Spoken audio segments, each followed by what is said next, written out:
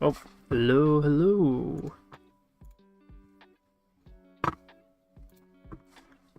This time I remembered to turn my mic on because I forgot the last time. So this time, hopefully you can hear me. And yeah, how's everybody doing? Oh, well, great. My parents are playing with my dogs, so you'll definitely hear barking in the background. Yeah.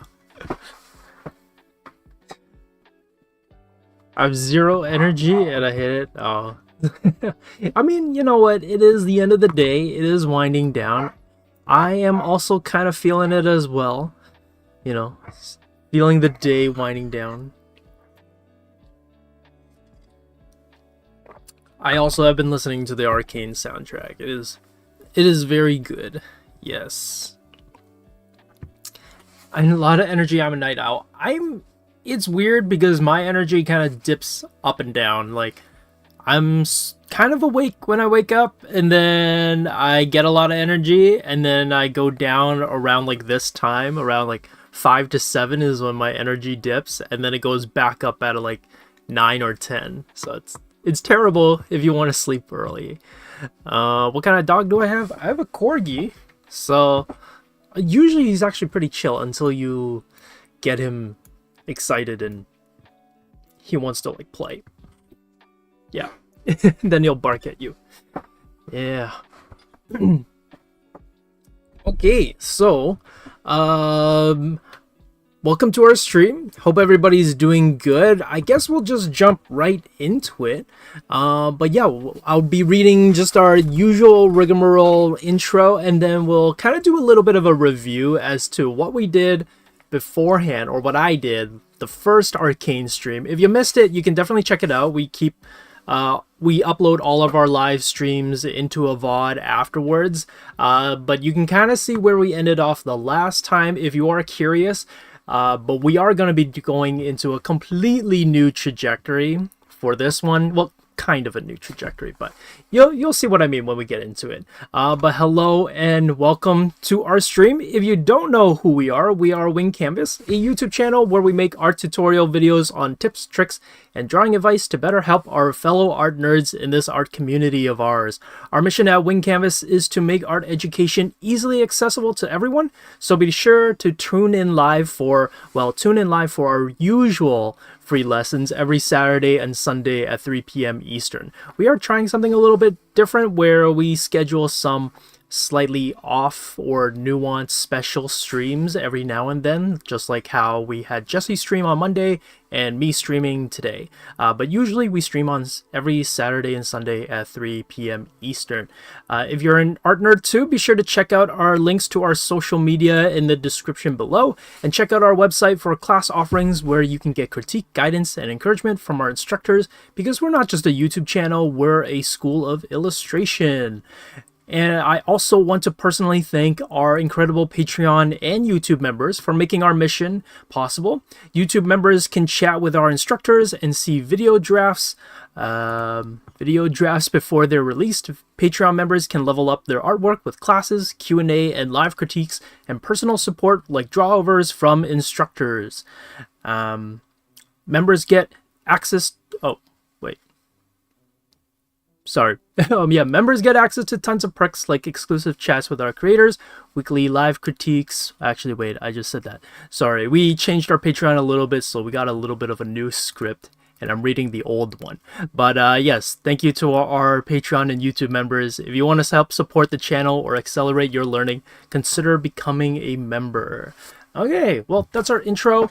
So welcome to our stream. Hope everybody's having a good afternoon or night. It's nighttime for me, but yeah, hope you're all doing great. Yeah, so a little bit of a preview as to where we left off last week. Last week I tried to do a bit more of like a structured drawing style analysis first. So the final drawing that I kind of ended off with was this guy over here, and I think the drawing, honestly, and the design of him turned out not too bad. I really liked kind of like the shapes, the look, and like the outfit and the style of it. I do feel like it matches the Arcane more steampunk aesthetic that they do have. But what ended up happening though is that the coloring process didn't turn out so great, and this is kind of what it ended up looking like last time. So you can see the lighting, not so great. Part of it was just that I didn't have enough time, and I didn't kind of have any lighting scenario figured quite out just yet. So the final result came off a little bit rough, but we're going to be approaching it, or I'm going to be approaching it slightly differently this time. And the shading on the face is cool. Oh, well, thank you.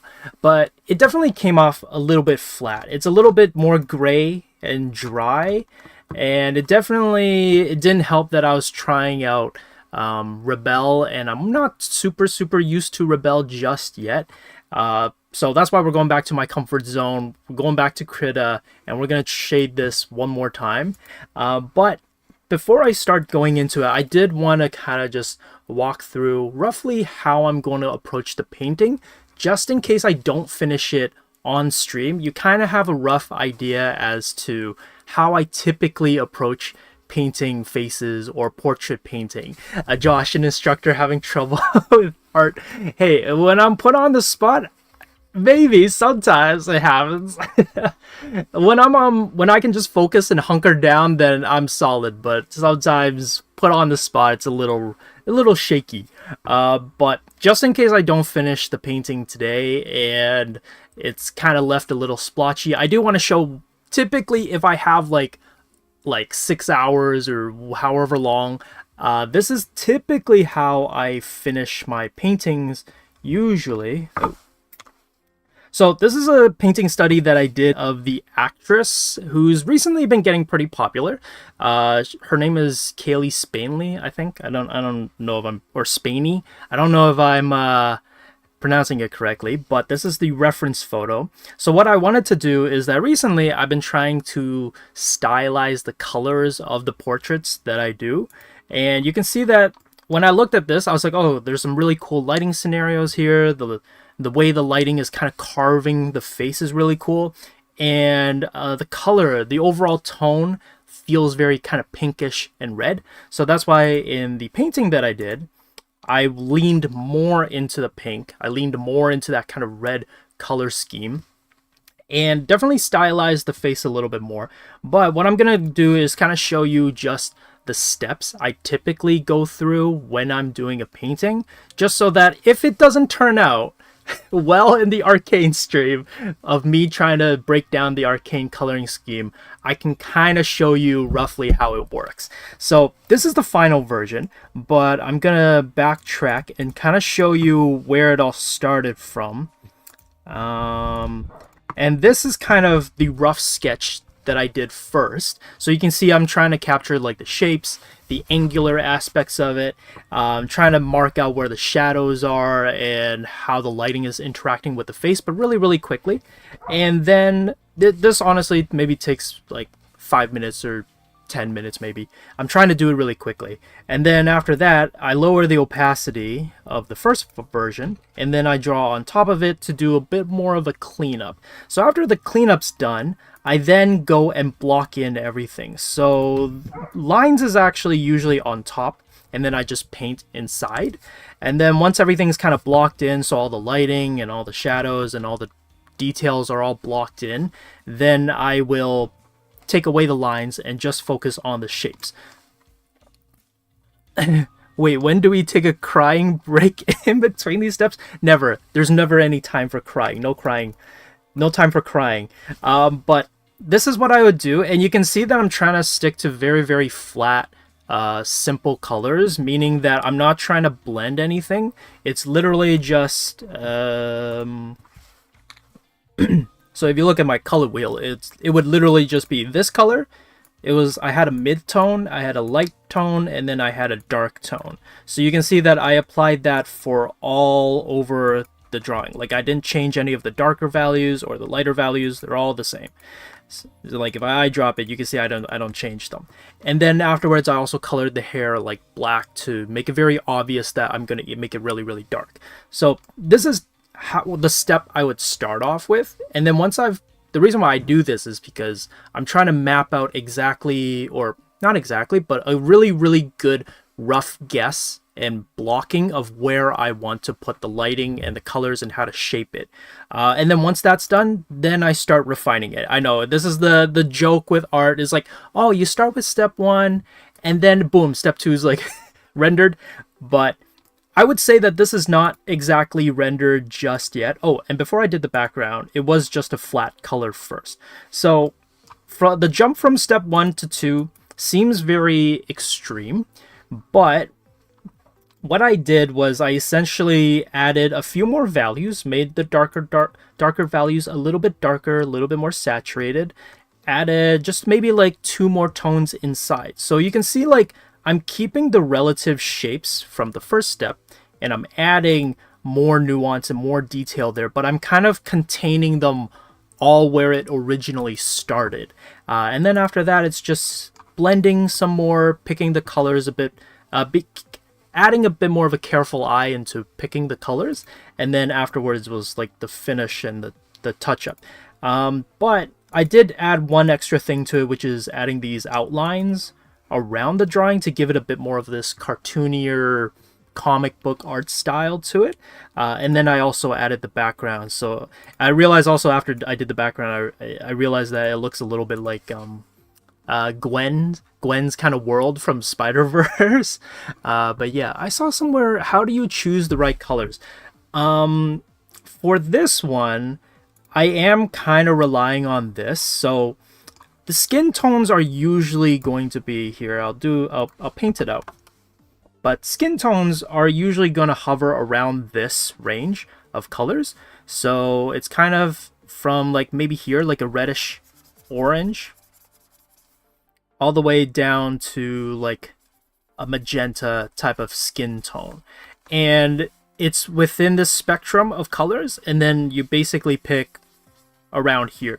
If you want a more realistic skin tone, it's usually going to be quite like neutral, and it's going to hover around maybe closer to like this orange and red area. But because I wanted it to be more stylized and more saturated, I did end up going for like here. If we eyedrop the colors that I picked, you can see that if you look at the color wheel as I'm eyedropping, I'm picking more magenta colors, and I'm picking more like, see here, magenta colors, so it's more extreme, it's more purplish. And then actually here's a little neat trick with lighting. for the cheeks and the nose, it's not actually, well, I don't know if actually, yeah, it'll change. So I actually didn't use red. So you might think like, oh, for the really bright spots on like the pinkish skin tone, I picked like I went to red and then I went really, really bright. In order to make something look even more like neon or brighter, you actually kind of want to lean closer to like yellow or greens even, so that it comes off even more. So if I take away the background, like these are the colors that I'm using to color in the face, but it's kind of neat that the combination is what makes it really pop. But yeah, it's kind of just going through all these different colors. You can see like I'm picking a lot of different types of skin tones to really make the color and saturation pop. But with skin tone, just know that it's, or I should say for lighter skin tone, it usually will hover around like the orange to the red for just the regular skin. And then if you want to stylize it, you could push the reds closer to like a pink or magenta colors for more of that extreme neon look. Because even for like the shadows underneath her like arm and back, it's closer to like magenta and purple rather than just going for like a red and then I make it darker. That's kind of bland. It's kind of, I don't know, loses a bit of saturation. But the eyes are the hardest thing to draw because I can't show expression with the eyes. That's fine. I have to draw some. But yeah, if you guys have any question about skin tone, I'm gonna try to answer it as I draw. I know that sometimes I might miss some questions, but yeah. Try not, I will say, if you want to make your characters, if they're in like natural sunlight and you want to make the person not look too dead in the skin, I guess, try not to lean too much into the grays and too much into the orange, because if you color skin tone like this, you can see that it's very brown. It's not even in like the normal natural skin tone color of brown, but it feels more like cement, or it feels a little bit more like dirt. Whereas people who have darker skin tones actually have like a rich amount of color to it too. For people who have darker skin tones, you can lean closer to like this kind of a color for like darker skin tones, or you can go into like the reds and then bring in a good amount of saturation in the oranges. Actually, I'll show it really quickly. I'm not going to break through like how I did it, but I did paint someone like this. People in the Patreon members chat actually saw this already, but for someone like this, you can see like it's a good kind of combination of like pinks and oranges and even purples even, so like you get a nice combination and richness in darker, more brown kind of skin tones. Because if you end up using very gray skin tones, kind of like what I did here, where it's like this kind of color, and it's very much in the middle, and you're just using these colors, it looks more like really dry and cement type of skin tones. Whereas even people with darker skin tones, you still want to make sure that there's a good amount of saturation and brightness to it. So yeah, skin tone's hard. I would say definitely to learn it, best way is to just do some studies and experiment, practice a lot, and push yourself in observing all the tiny little nuances in colors. But yeah, skin tone's hard. It's not the easiest thing. But going back to our Arcane stream topic, because that is technically what we're doing, I am going to go ahead and do a little bit of a redraw. Now, I kind of did go ahead and draw the character already. And here, let me show what I have. Oh, this was the cleaned up version. So I did a very quick, rough sketch of our character. So this was him beforehand. And it was a little bit more plain, a bit more kind of like a straight onward look of the character, but there's so much that I would need to render and color. So I was like, you know what, we're just gonna zoom in, we'll just do a portrait shot. So I took the same character, same hairstyle, same kind of face shape, but I kind of stylized it a little bit more and pushed the facial features a little bit more. But this time we're just gonna focus mostly on the face. And then I did a cleanup version, so this is kind of what it looks like. A lot of the times, I do recommend this too, which is use people to give a good reference as to like what your characters can look like, especially if you're doing like a more realistic grounded character design. It's good to look for characters or people, like real life people, who kind of look like the characters you're trying to design. So for this guy, I actually did a lot. I'm kind of referencing a little bit of Robert Pattinson, who did the Batman, and of course he's well known for the Twilight series, but I really think like Robert Pattinson has some really interesting bone structures, like in the kind of how deep his eyes are sunk in. He has really prominent bone structures. So I kind of use Robert Pattinson as a little bit of a reference into how to draw this guy's face, but obviously still changing things here and there. But yeah. Do you plan on rendering the half body some other time off stream? I don't think so, just because I feel like, kind of like with you, Quinn, sometimes I lose motivation as well with drawings that aren't doing so well, and then I kind of just give up on the drawing. But yeah, especially since it didn't turn out too well, I like the motivation to continue and try to fix it. It's definitely lower. So I think I'll probably stick more with this one and just focus more on like the portrait. Yeah. Explanation on how he approaches pieces. Yeah, so you didn't really miss too much because I didn't necessarily start. I just wanted to walk over how I do portraits and how I paint them so that you guys have a rough idea as to how I started generally. But yeah, this is how I do a character and how I find the references. So now that I have this, rough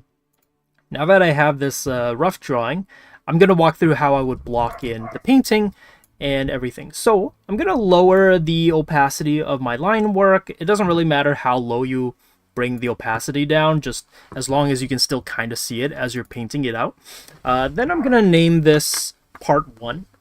I like naming them part 1, part 2s now, so I can just like, I don't have to worry about like calling them like block in, and now this is the cleanup, and now this is the render. It's just, yeah, part 1, part 2, part 3, etc.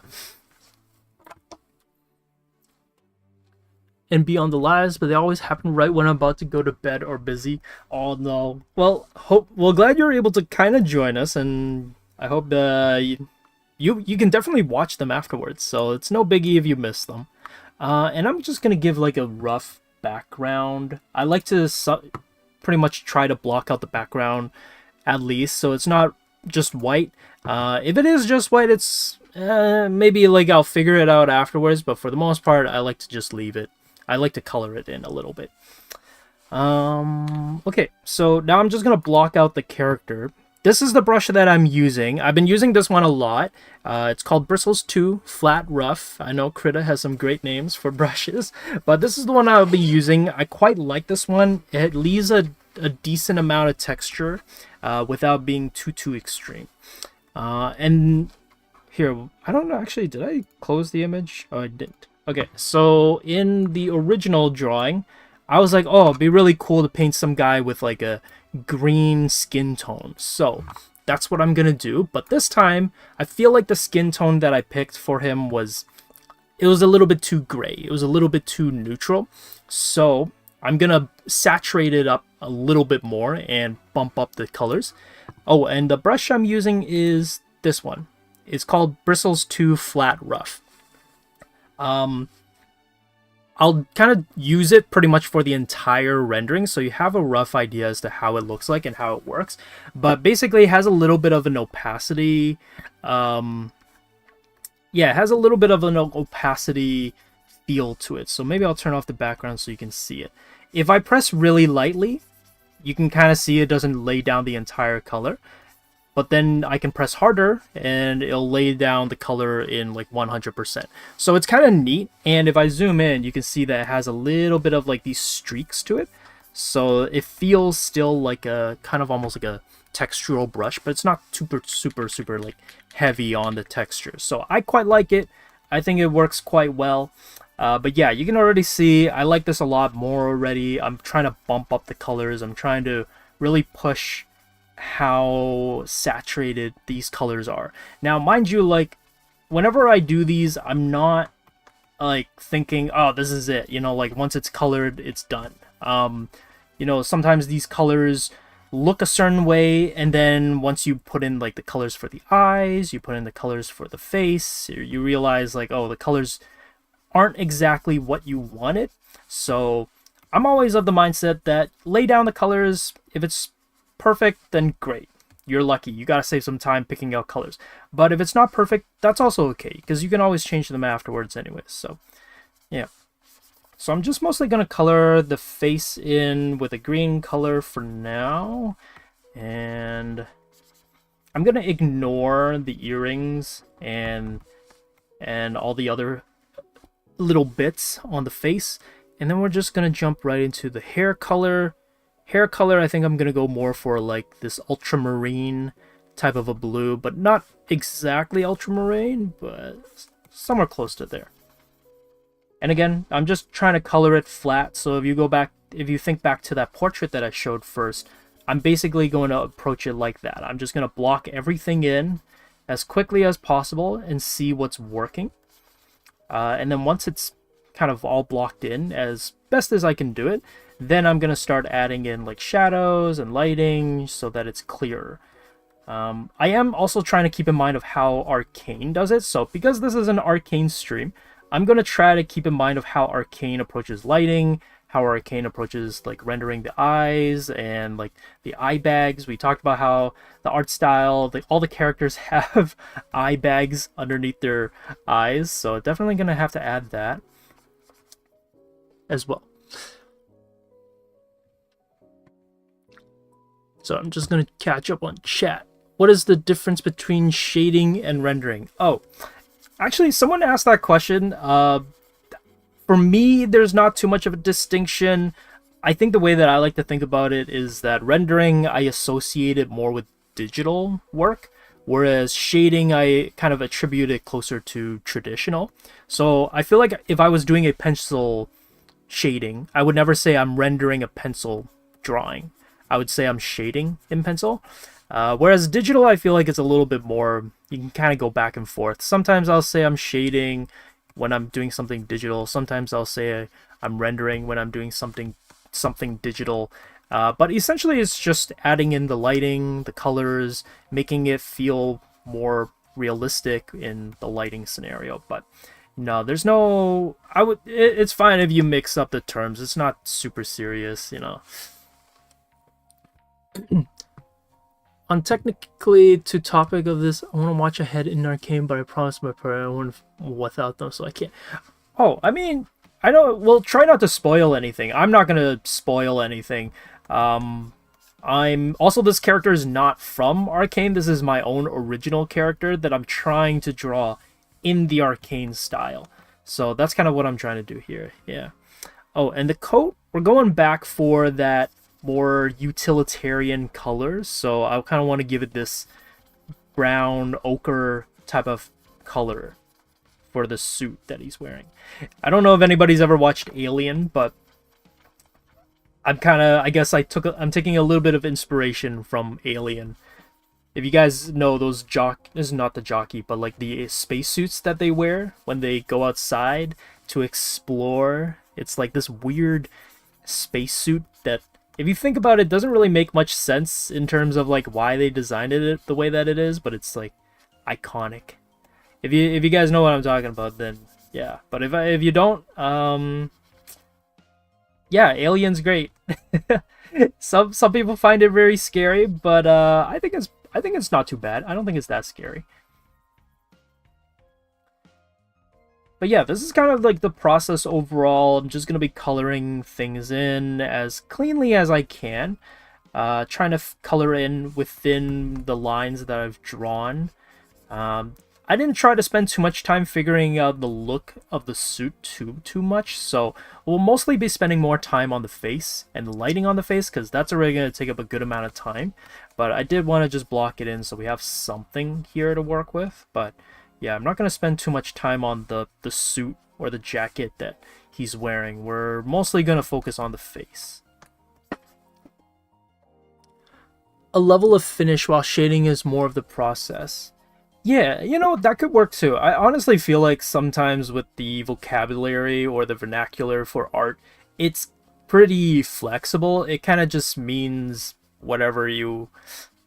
Obviously, there's a certain kind of agreement as to what the words mean, but, you know, if you kind of go like, oh, rendering is for this, then it's fine. I think like the common understanding is just that you're coloring something in, you're adding like colors, you're adding values like darks and shadows and lighting, and you're kind of blending them together, or you're placing them properly. Everybody, I feel like, kind of thinks of the terminology just slightly differently, but I feel like everybody's kind of coming from the same place. It's just how you want to how you want to term it, I guess, is going to be a little bit different.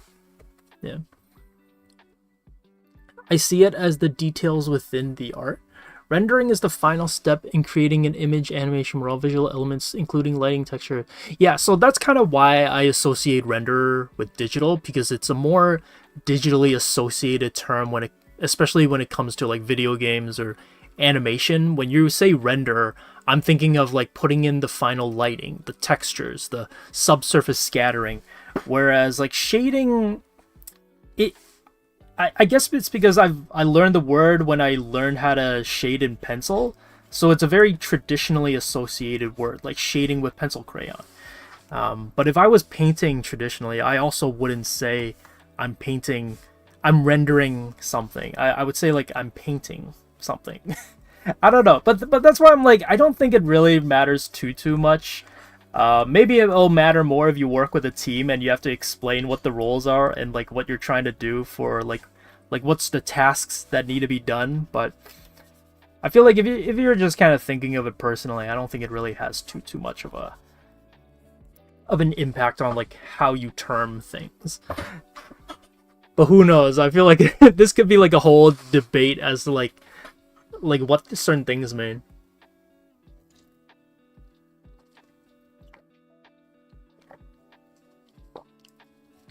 Yellow ochre? Yellow ochre? Yeah, we're going for an ochre coloring scheme for this person. Would your character be a protagonist or an antagonist? He's wait, what's that anti-hero, you know, got an edge. He's got a little bit of some grit, you know. I feel like I don't think I've ever designed a character I'm like, this is a goody two-shoe type of a person, you know, like Superman, Boy Scout type of character. I feel like all my characters are always like anti-heroes, or like they've got some grit to them. It's nice watching an art stream while drawing. Yeah, for sure. I feel like it's such a vibe to draw and talk with people at the same time. Face is one of my low points. It means like high resolution copy of a character. Oh, interesting. Oh, okay. I think we are overthinking this, like the terminology of words. I mean, for sure. I'm pretty sure, like, unless it's for a job, I don't think anybody really cares too much. Like, if you want to use the word render, but you mean like shading traditionally, I'd be like, oh, okay, sure, yeah. I wouldn't use it that way, but you know, whatever works for you is all good. Okay, so I've gotten the block in of the character. This is just to separate the elements, kind of like the main elements. So hair, the face, the hood, and the jacket and the body. This is so that I just roughly have an idea as to where everything is, and then now we're gonna go in and just shade in all the shadow areas. So, oh, actually, I don't know if I still have the... Let me see if I can find the reference for Arcane. I'm wondering if I kept it. Because I made a pure ref for Arcane, but I don't know if I saved it. Oh, I did. Okay, nice. Okay, so I guess I'll bring it back for the stream. I won't keep it on the whole time, but we're gonna be trying to shade in kind of the Arcane style. So again, just a little bit of a reminder, a review as to like what we noticed from the last stream, which is that everybody seems to have eye bags, and then the eyelids, the way they darken the eyes and the reflection in the eyes, everything is very highly saturated. So when I'm coloring in my character, I'm going to be trying to aim for the same thing too. But to kind of, because Arcane has a bit more of a realistic shading art style, I'm actually going to use this as a bit of a guide on how I'm going to color it. So what I'm going to do is I'm actually going to take the lighting scheme from this painting, the way the light is kind of coming from the top and how it's illuminating the forehead, casting shadows around the eyes, and kind of lighting up this area of the face. I'm going to approach my character, but I'm going to take this lighting scheme and apply it to my own character. So that this way I've essentially learned by doing a study of something that's realistic, but then applying it to my own character. So this is a good way to kind of understand lighting scenarios, especially if you're not too sure as to like how lighting affects skin and characters. It's good to kind of either take a reference study or do a kind of a study of a photo to understand and learn how coloring would be. And then you can also then take that kind of lighting scheme and apply it to your own character. So yeah, that's what we're going to do. After this, I'm going to watch Arcane. Yeah. How many episodes do you have left? Like, have you started at all? Or... Okay, I'm going to draw the eyes. I'm just going to map out roughly the eye shape for it. So because the Arcane style has like very defined, sharp, or not sharp, very dark, high contrasted eyelids, I'm going to kind of approach it in the same way as well. And I'm going to try to just lightly follow the eye shape that I've drawn in my own drawing. So something like this. And again, I'm just approaching it like a block in. I'm basically just trying to map out roughly where things will be. But not be too stingy as to how things will look. Meaning, like, if I need to change the eye shape after I color and put in the lighting and I realize, like, oh, the eye shape looks weird, then obviously I'm gonna adjust it afterwards. Yeah. Oh, who is my favorite Arcane character? You know, honestly, after the series is finished, I really like Echo. I think Echo's a solid character. I feel like a lot of people like Jinx and Silco. I feel like those are easy go-to characters. I don't know. Maybe it's just in my nature. Whenever something's really popular, I know this is... It's like, oh, of course, it's popular, you don't like it, but I don't know. Whenever some people love a certain character, I'm like, okay, I gotta find something else that people don't really like too much. So, you know, honestly, Echo. After, especially Season 2, I think Echo is a pretty cool character. Pretty solid character with some good development to them as well. I think it's good. Oh, okay, so this is actually going to be a cool little thing that's happened, which is... I'm going to color in the eyes. Now, my inspiration for how I want to color the eyes is actually, eyes are usually pretty gray. So if I highlight or eyedrop the colors that I colored, the whites, the quote-on whites of the eyes for my painting here, you'll notice that it's quite gray and it's not like a white type of a color. Usually there's a little bit of color to it. Usually it's quite on the gray side. So I picked kind of the purple, indigo, and magenta colors for the quote-unquote whites of the eyes. So I'm going to do the same thing. I'm going to go to maybe like ultramarine. And maybe I might lighten it up a little bit. But look what happens when I color it in. Now you guys all can see in the color wheel. And you can see as I'm painting this, you'll be like, wait, that kind of looks almost like purple. Why does the whites of the eyes look purple?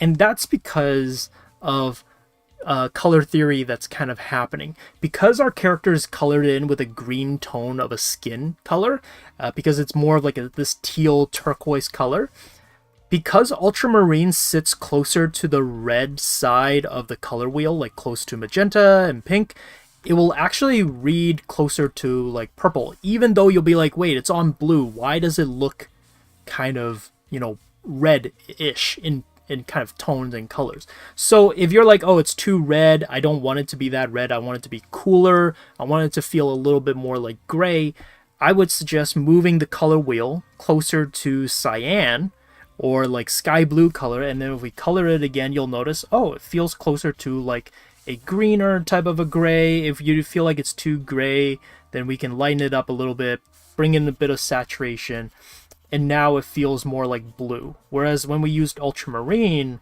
this kind of color felt more like red and purple. So yeah, gonna push it closer to like cyan. Maybe we can even go further, might gray it down a little bit for the other side. But yeah, that kind of is what's gonna happen if you use like a green turquoise color, is that it's going to make it feel more red if you use kind of warmer leaning colors. So here's our eyes. Sorry, going to be zooming in a lot, so that's kind of why I put the overview on the side. So if you're getting a little bit motion sick, you can look at the overview instead. Yeah, I zoom in and out a lot when I'm drawing, just so that I can kind of get the details in when I'm coloring and painting things, but then I can zoom out and see if it actually looks the way that I want it to look. So I'm just going to color in the eyebrows. I want a bit more of like these angular, spiky eyebrows a little bit. Make him look more angry, you know. Oh, but yes, if you guys just kind of popped in, no spoilers for Arcane, just for the people who have not yet seen it, you know, that they don't get spoilers or anything. So, yeah. Okay, and then now we're gonna go into the facial features. So this is something that I tell my students a lot, especially in like my painting mentorship, which is that if you're gonna go for a more realistic coloring or realistic painting approach, do not draw the details, paint in the details. So what that means and how that's applied is that right now I want to color in like the eyebrows and kind of like these eye sockets. I'm going to eyedrop the skin tone that we picked, and I'm just gonna maybe move it closer to like the blue side, and I'm just gonna darken it a little bit, not give it too much saturation, but just darken it a little bit. So that looks pretty good. I'm gonna keep that, bring back up my outline so I can see where I wanted originally the eye socket shadows to be. And I'm just going to color it in.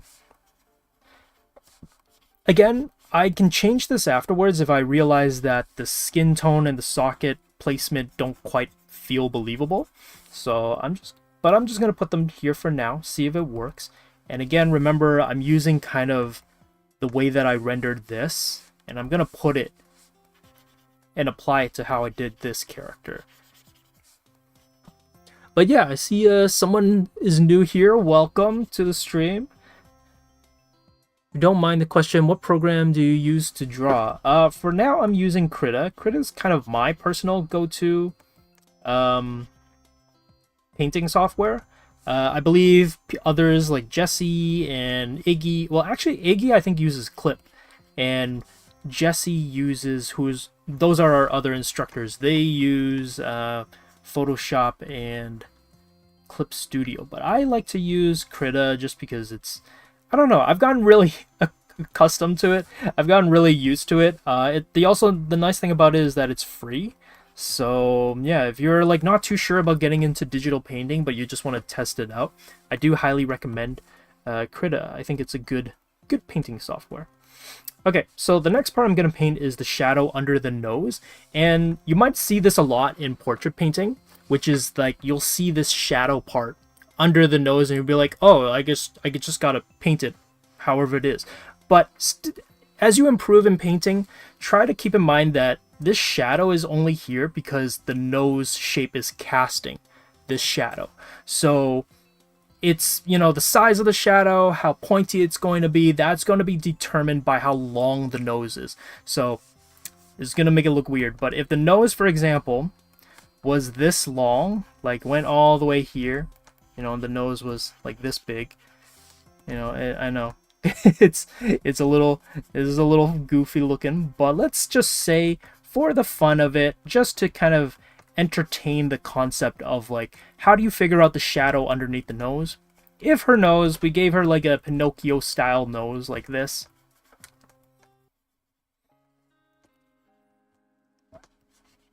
You know, then the shadow here would probably, oh, also her nose would probably have to be wider to accompany the change in width of the nose.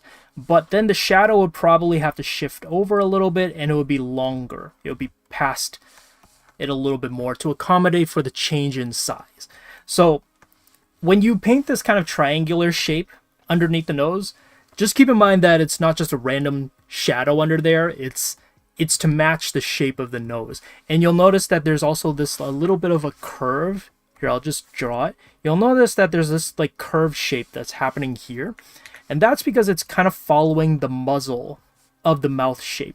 Our mouths kind of have these kind of this pad that's happening there. And the shadow is following that kind of padding. So I'm going to bring that element that I noticed when I did this study, and I'm going to bring it into this one here. I'm gonna, well, we already have, actually, no, I changed the color. So, I'm gonna bring this color back, and I'm just gonna shape and color in the shadow, and I'm following the nose shape, and I'm following how much that muzzle is moving across the mouth. And I'm also gonna shade in where the mouth will be. Since the upper lip is going to be cast in shadow, it'll be like here maybe, and then the lower lip will also have a bit of a shadow, because remember, the lighting is coming from the top, and so the lower lip is going to cast a bit of some shadow underneath it. So it'll look like this, and this is what I mean by painting in the details. Don't draw in the details, paint the details that you want. So I didn't outline the shape of the lip, I didn't outline the opening of the mouth, but instead I'm painting in where the shadows and light will be, so that you can kind of see the definition of the shape. Something like that. And right now I'm just focusing on shadows. So the next part is, you know what, I'll just color in the neck. So the entire neck is going to be cast in shadow. So I'll paint that here. I'm going to kind of keep track of time so that we can kind of see the progress that we made, and hopefully I have enough time to color things in and render things out so you guys can see a good result. And then I'm going to color inside of the ear. So the ear shape is quite complicated inside, but for now, because we're just doing a block in, I'm just simply going to color in the kind of the opening of the ear. So you can already see without the outlines that it's slowly coming together with just like 2 values. Well, I guess 3 if you count the dark outlines for like the eyebrows and for the eyes and everything. But for the most part, it's just 3 values or 2 with the skin tone.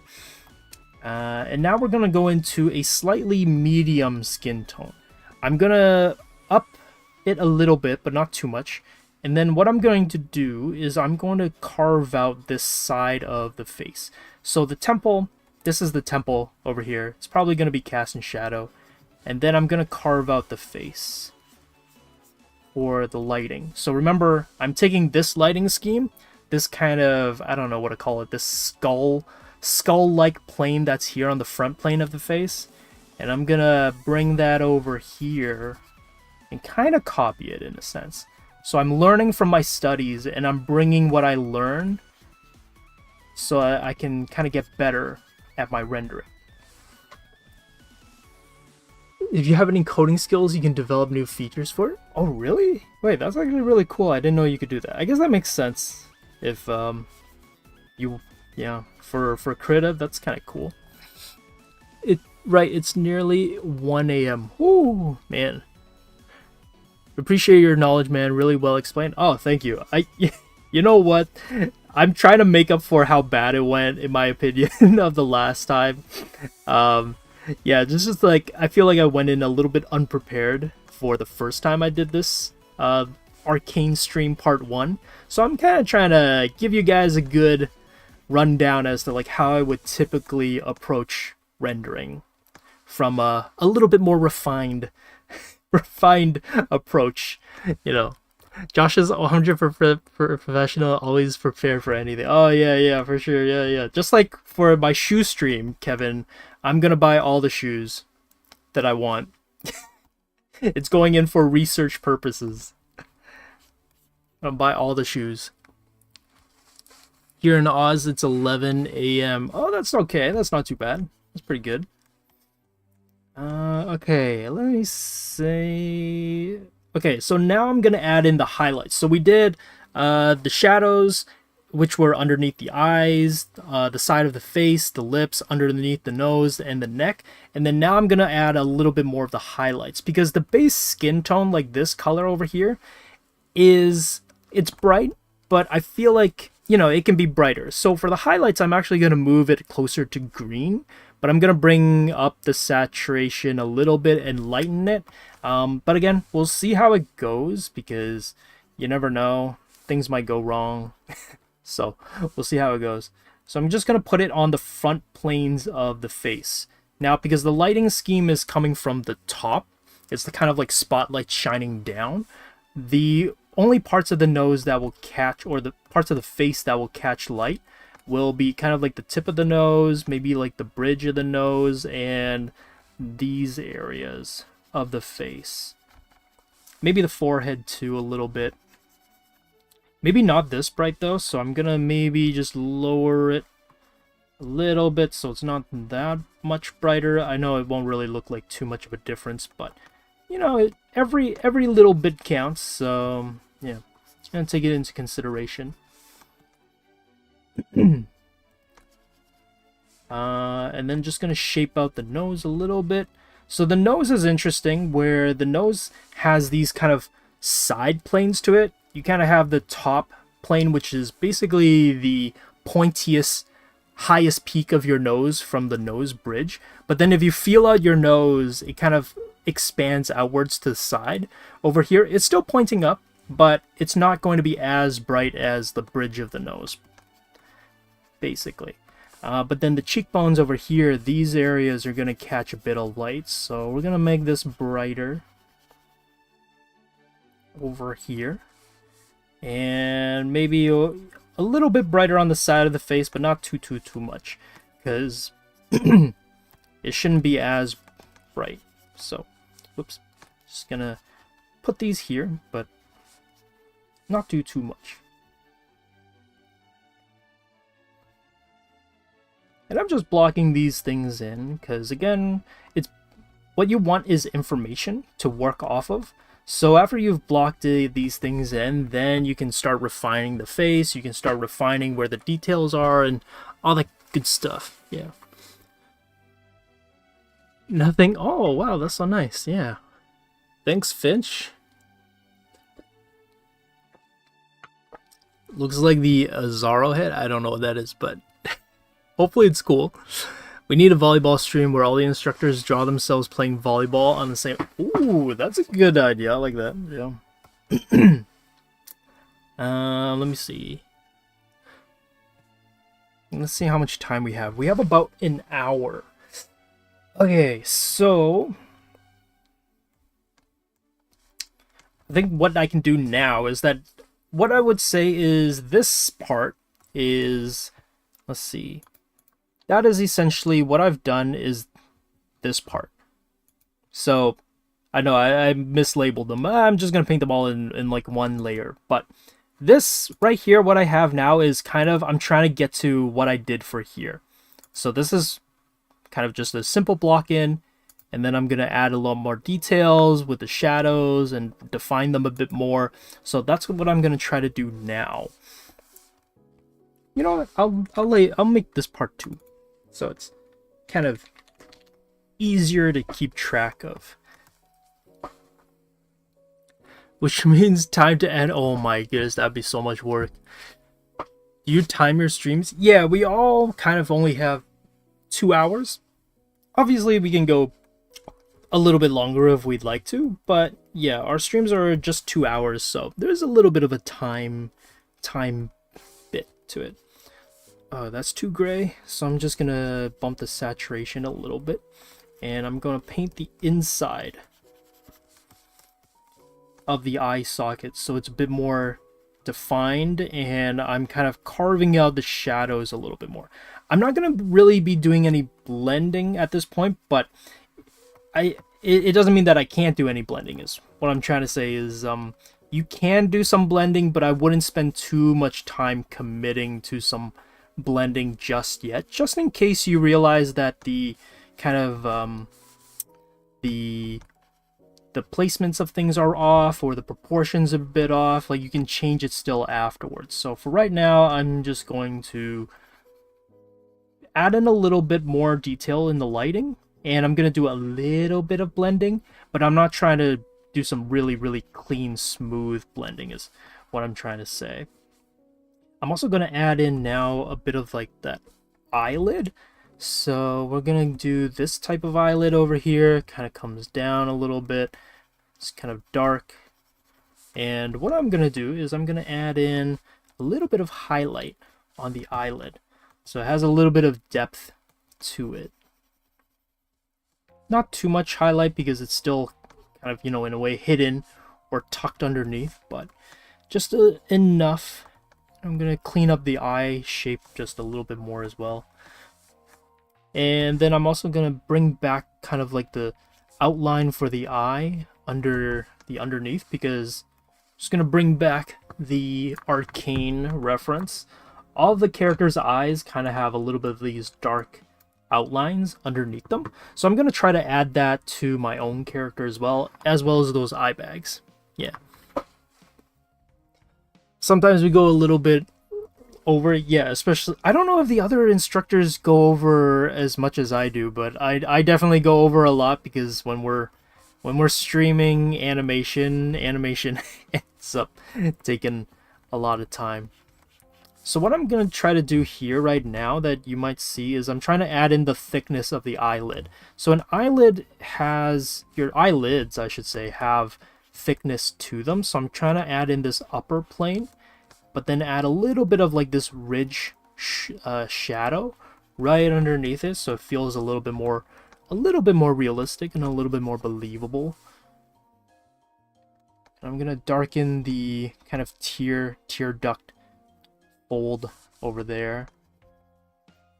Okay, cool. Now this eye obviously is missing quite a lot still, so what I'm gonna do to just bump it up a little bit is I'm gonna add a little bit of a lighter color around the outside, so that the only darkest part of the eye is the pupil area. And then I'm also gonna add a highlight, very bright, just like here maybe.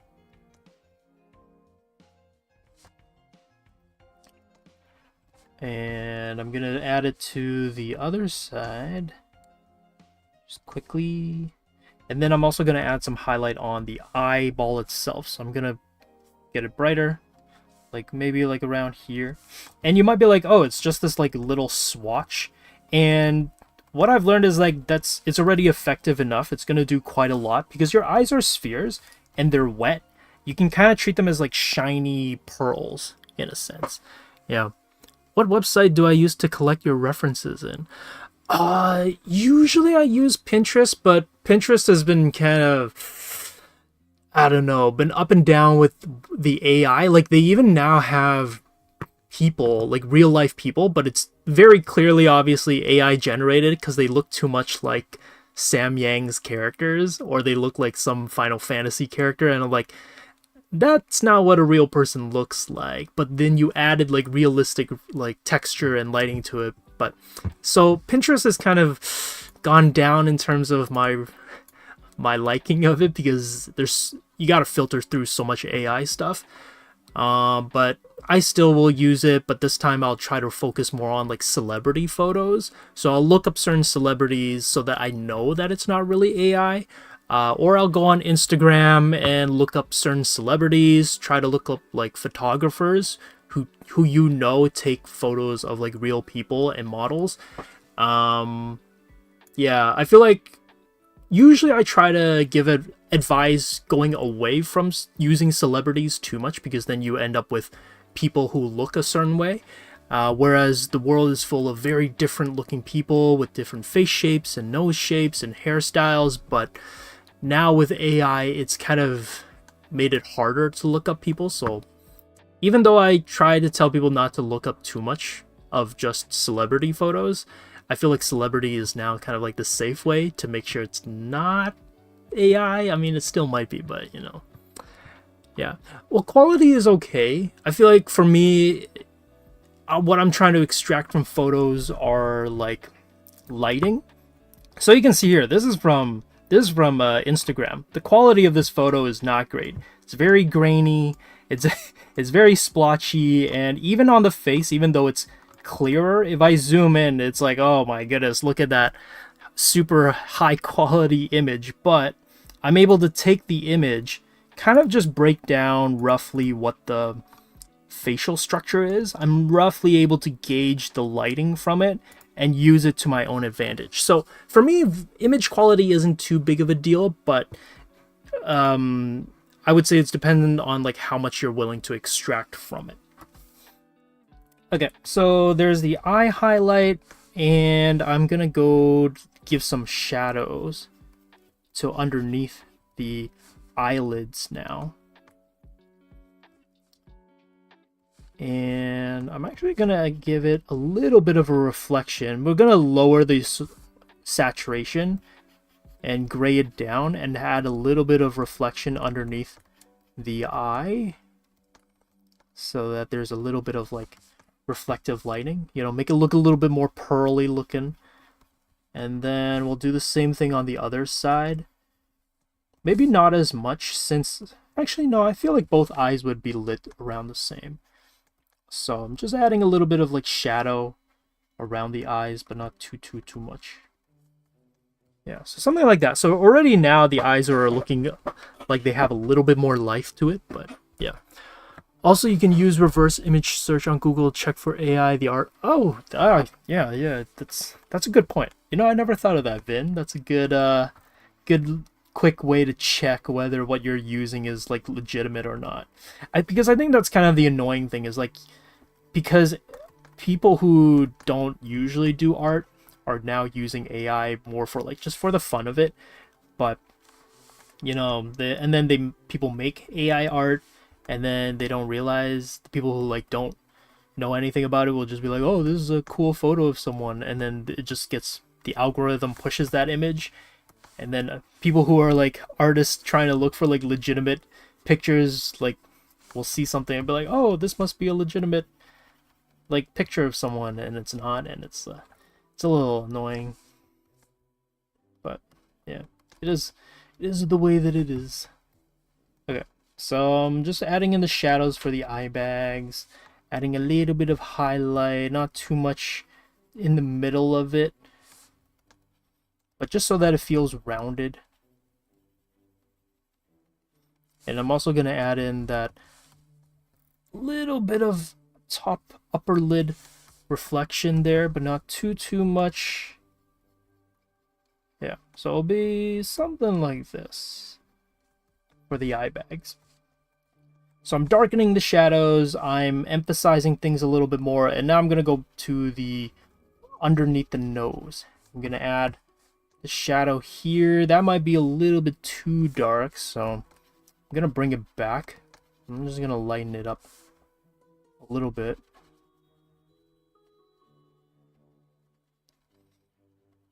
And let me see, maybe like this around the edge.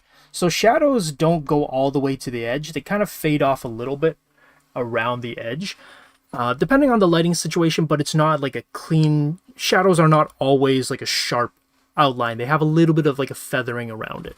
Yeah. AI at first was okay, and now it's bad. Yeah, I feel like it's more of just like the direction people have taken in. Hello, Starverse. Glad you can pop in to say hello. Check their Insta. Yeah. Oh, okay. So now that I have the shadow underneath the nose, I'm going to draw and mark out the nostrils. So nostrils are essentially just like shadows. So don't think of them as like a physical shape, but it's more of just like a shadow that's there. And then I'm just gonna outline the shape of the nostril a little bit over here. And then for the nose, this is kind of what makes noses feel believable. They have a kind of underplane. So your nose is consistent of 3 planes essentially. You got the top plane, you got the side plane over here, and then you have a bottom plane for the nostril. So that's what I'm going to do here is I'm going to go to the blue side and I'm going to paint in the underplane. So the underplane shouldn't be as dark as the shadow cast underneath the nose, because lighting from around the face and around the room is actually bouncing back up to give a little bit of reflective lighting underneath the nose. So the nose should be darker, but not as dark as like the shadow underneath the nose. So if you are painting this in and you're like, why does it like not feel quite believable? That's might be one of those like issues where you've just made the under plane of the nose too dark. So don't make it too dark, but just enough that it's identifiable, it's noticeable. Okay.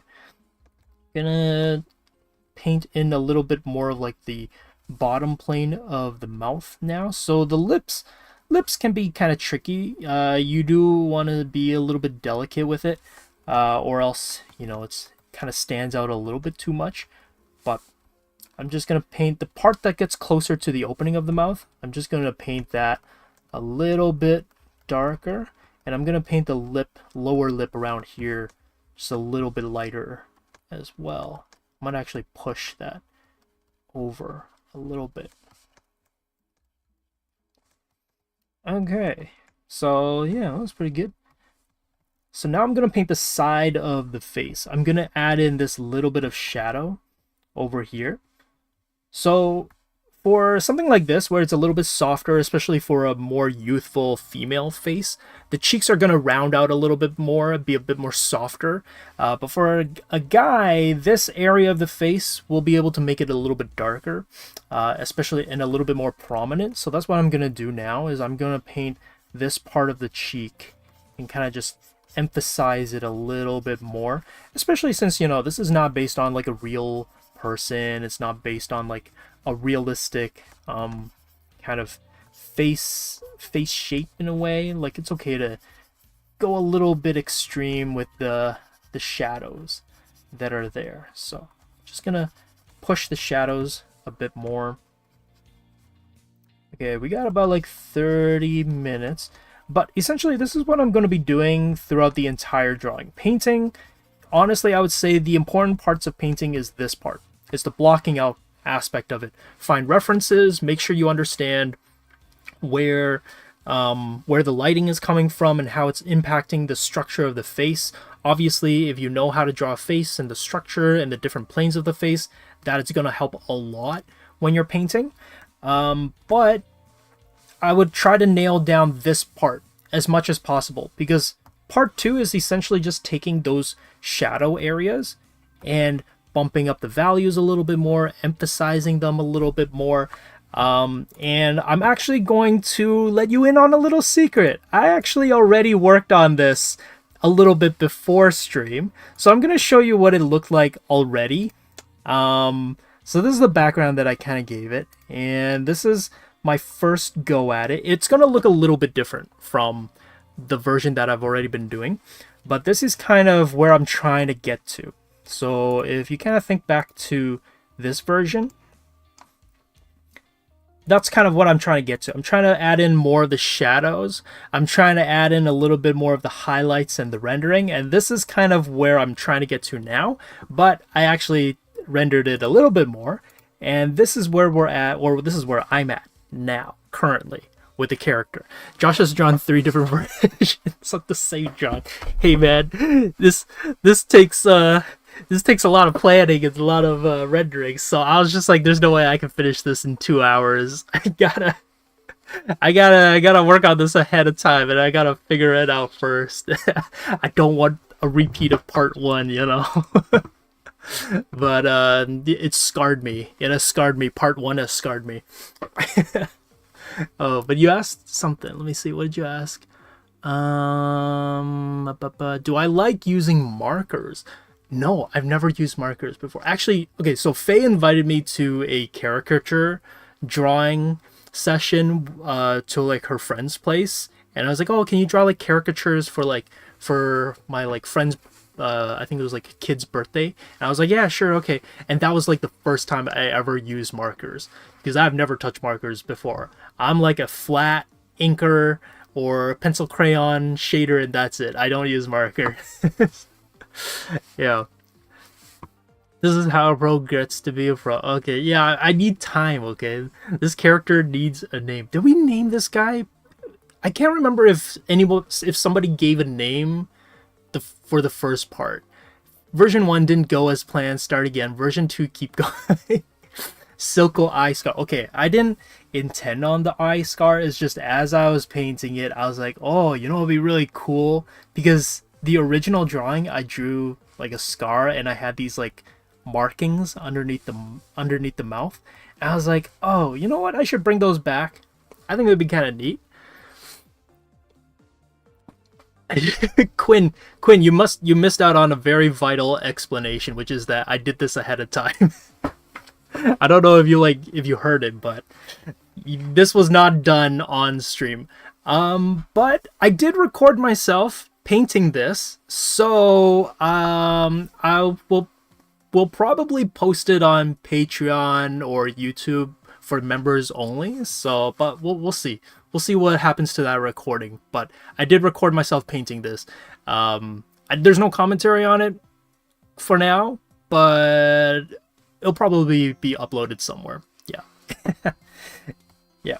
But yeah, so right now, because we jumped ahead to this, I'm going to basically continue with this, because honestly, here the honest part about painting is that it's very tedious. Painting is just a lot of back and forth. It's a lot of going here and there and everything, but I'll try to break down kind of where I'm at with this guy for now. The same thing, I'm mostly just going to focus on the face. We'll do a little bit of like some cleanup rendering, but you can see with the eye, this time I've made the right eye kind of like scarred, so the eye is kind of blind, so that's why this eye is a little bit more watery. It's a little bit brighter, whereas this one's kind of normal because, you know, Scar went through it. It's gonna be, you know, he's lost an eye basically. But you know, the shadow is still there, so we bring back the original, like the shadow underneath the eye, the highlight there, the dark outline for the eyelids and the upper lid, like they're all there. It's just I've taken a little bit more time to render it just a little bit more. Yeah. Silco awesome eye. Oh my. Yes, Vin. That is exactly where the inspiration came from. Jimothy is a great name for a stud. Oh my. I don't know. I don't know about that one. I don't know if I want to name my character here Jimothy, but I like the input. I like the suggestions. I know it's not gonna look exactly like Arcane character, just because the limitation of time, but hopefully you can kind of see where it's coming from and how I'm kind of taking inspiration from Arcane. So kind of like the, oh, not this one. Oh my goodness, get that away. But you can kind of see the brighter colors, the brighter saturation. Keep saying it, the highlights in the eyes, the outline around the eyes, the eye bags, the more realistic plane shapes of the face. So I'm trying to take all of these elements from the show and I'm trying to add it to my own character. So like the brighter saturation, the brighter highlights, the highlights in the eyes and all that kind of stuff. I'm trying to bring that into how I'm rendering my own character. So, you know, we can only do so much with the amount of time, but hopefully it's like heading towards that direction. Such for drawing because I have to getting them from real life photos and such.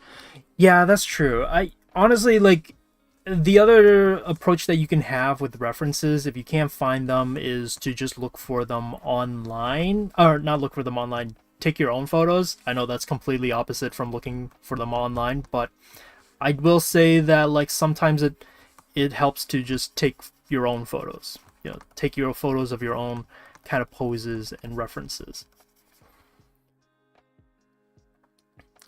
Bro rendered face twice. Honestly, it was just because I'm like, you know, I gotta make it up to you guys with the first stream didn't go exactly so hot, so I'm like, okay, we gotta pull it off this time, and whether I can pull it off this time, I don't know. We'll see. Alisdar, you know, that's not too bad.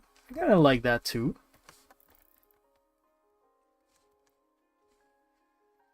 He looks like a mason. Yeah, that's not a bad name either. Mason's not bad. It's a good name. Something that I have learned about rendering faces as well, though, is that zoom out a lot. Zoom out in and out a lot, because right now I can look at this and be like, okay, I gotta figure out like where do I want the lighting, where do I want the shadows and everything, and like, okay, I'm just gonna blend all these things together. But then the problem is, like, after blending them all in, you realize like the lighting's off, or like it changed the shape of the face. So something that even for myself that I have to remember to do a lot of is to zoom out and take a look at the final drawing and see if it's turning out the way that you thought it's the way you think it's turning out.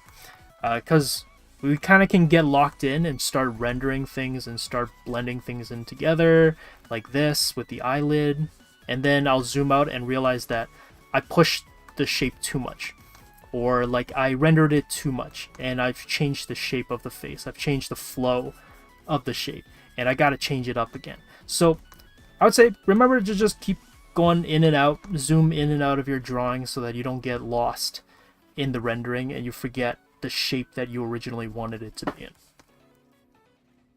Yeah. Highlights in the eyes, did you mean eyelights? Yeah.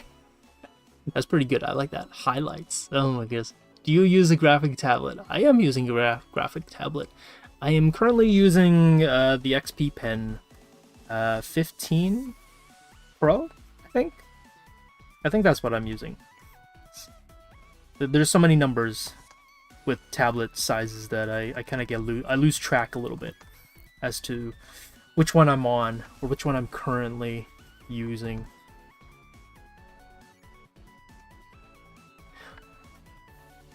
I'm blasting music and watching 2 streams at once while also shiny hunting and oh my goodness. Quinn, how are you like maintaining like sanity right now? That's so much happening. Which, you know, I mean, if you can handle it, like, yeah, go for it.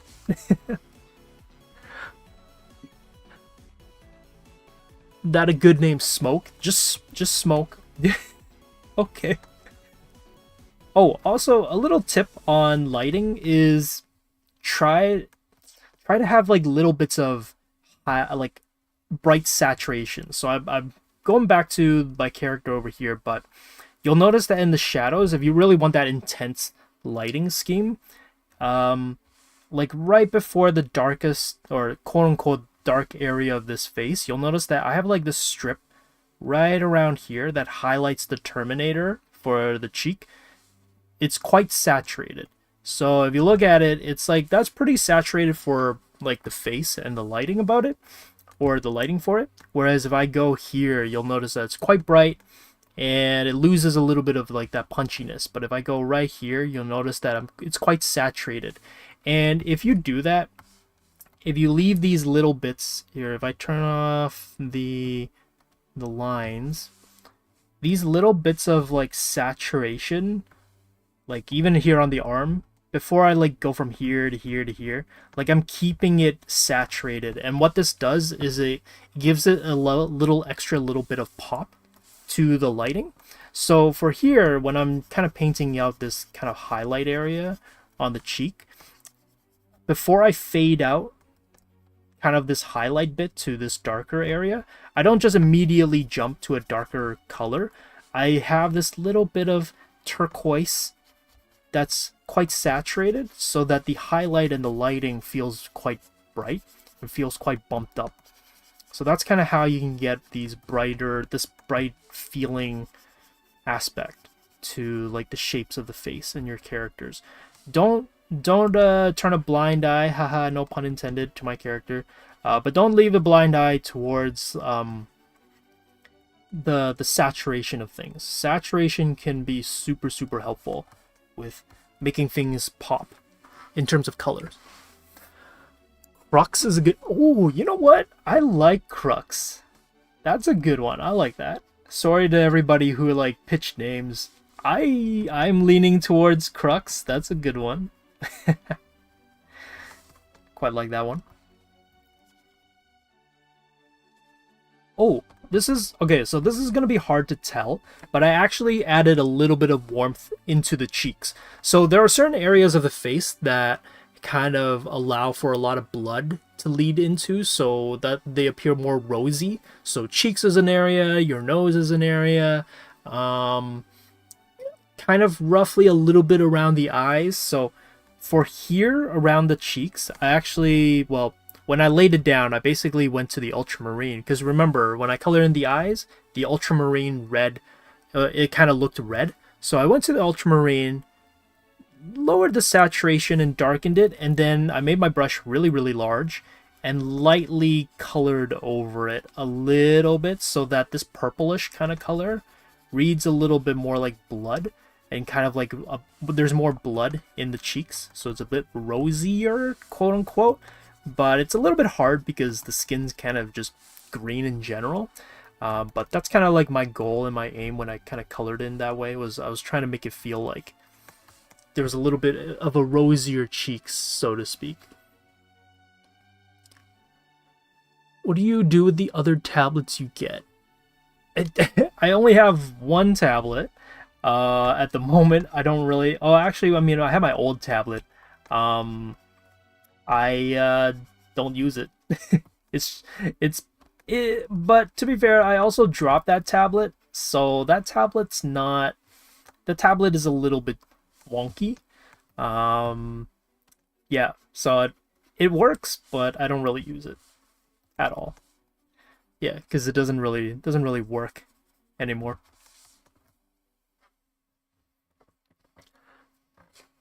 I just realized I forgot to respond to a text. I'm letting myself lose it a little today. I deserve it. Yeah, go for it, Gwen. Just let loose.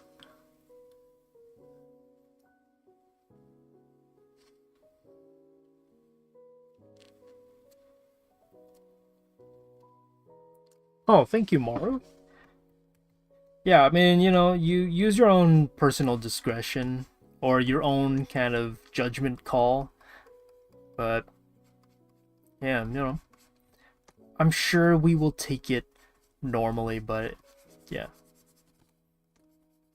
Oh, I'm also trying to just capture the lighting in the forehead.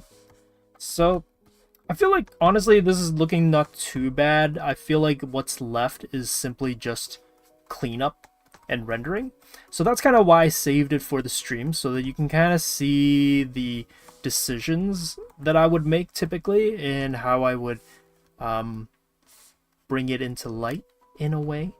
And then you get to just see a little bit of like the rendering and blending process. Don't want to miss anything? Oh, no, you're good. Yeah, I mean, you know, it's going to be recorded and it's going to be posted later anyways, so, like, you'll be fine. Yeah. If you miss anything, you can always just, like, rewatch and, like, get back to it. So, right now, I'm just simply cleaning up and kind of blending everything together. It's still not necessarily cleanup in a way. Like, I'm still going to be looking at it and examining it and be like, okay, did I get all the textures right? Did I get all the placement of the shadows correct? Are things properly proportioned? Are they going in the correct direction? And then I'm going to blend them. So I'm still kind of like putting it all together, but I'm kind of trying to shape and define the face as I'm going with it. Like for example, the lips are a little bit undefined, and I don't know if I like the way that the color that I picked out. This was actually hard because I'm like, okay, lips are usually a red color, but his skin tone is green, so what color should the lips be? So I've been kind of going back and forth trying to figure out like what to color the lips. Like kind of this lime greenish color maybe is okay, but I don't know. I haven't really quite decided, so I'm still trying to figure out what color to make the lips. I also don't want to make the lips too luscious, because I kind of accidentally did that while rendering it. I made the lips too luscious, and I was like, yeah, that's not. I don't like how that looks. I just now spawned. I'm just chilling. Hey, nice, nice. Lips be blue with green skin. Oh, you want blue? You see, that's the thing, is like I feel like blue might make the lips too lush, you know? I don't know if I don't know if I should make the lips blue. Like it's fine, like I think it works, but I'm like, I feel like I'm like not too sure, so I'm trying to hide. It almost does feel like I'm trying to hide the lips with like with a green kind of color to it. But I don't know. We're kind of workshopping what to make the lip color, but I feel like this is okay. It kind of works to a certain extent. Yeah, but this is looking not too bad. Too juicy. Lips too juicy. Yeah, I don't want the lips to be too juicy. So I'm gonna add just a little bit of texture to the eyebrows. Just because if you make the eyebrows just a solid black color, it can feel a little bit too heavy. So I'm just gonna add a little bit of lighting and texture to the hair and to the eyebrows, so that it's not just one solid color. It'll still be mostly black for the most part, but I don't want it to be overwhelmingly black, or else it'll be too overwhelming.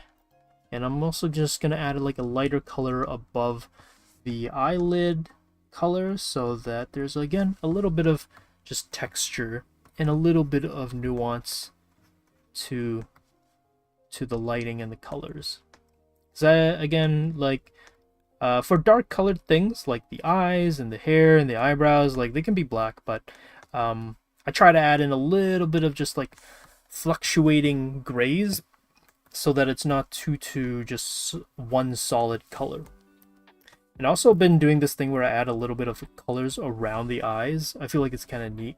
Adds a little bit of nuance to like the shape of the eyes afterwards, like when you look at it. I might push this a little bit more. Yeah. Something like that, maybe. The first time I got a pen from iPad, I stopped working, so I thought it was broken, but 2 months later, it was just dead. Wait, how'd you know? How'd you realize it was dead? Try turquoise then?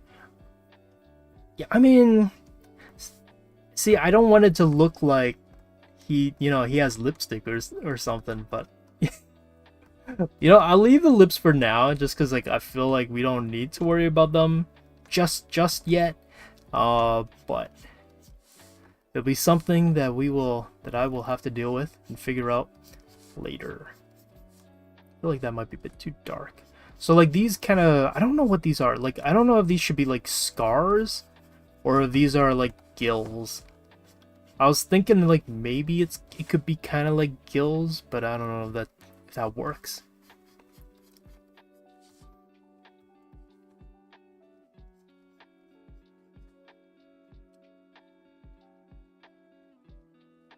But I don't know. We'll see.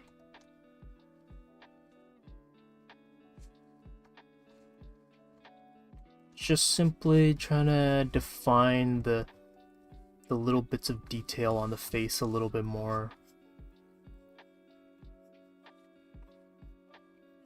Not trying to make them too like it stand out too much. Trying to be like careful with the shading around the so-called scars or gills. Not too sure yet.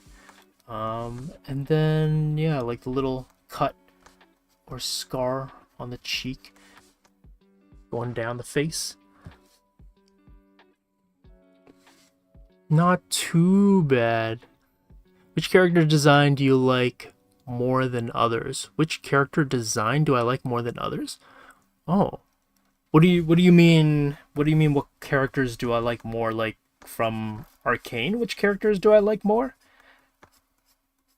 Or like in general, you're talking about just any character? My pencil, oh my goodness. Pencil was upside down. I don't even know how that could happen. That seems a little okay. I mean, I guess that could happen. That's never happened to me. But that's a very strange scenario, circumstance to find yourself in.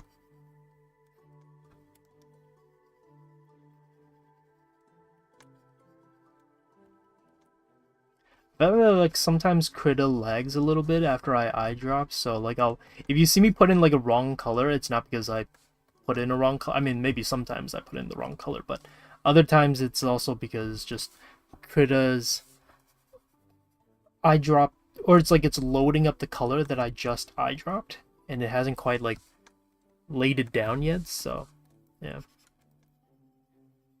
it's like loading or something. It's queuing up the color I dropped.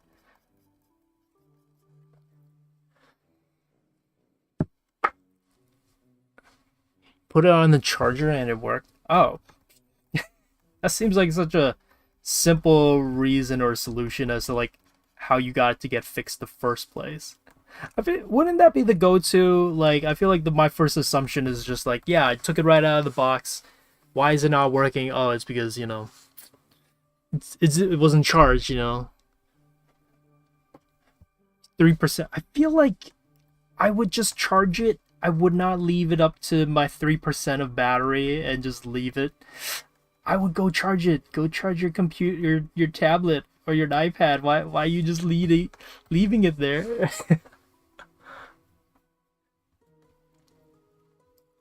Yeah, but the charger in the box didn't work with the pen. Oh, that's even okay. Yeah, that's kind of weird. It's kind of strange. Slightly odd, I would say.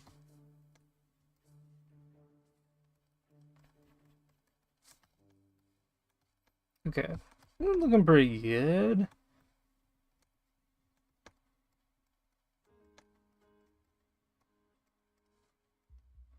Okay.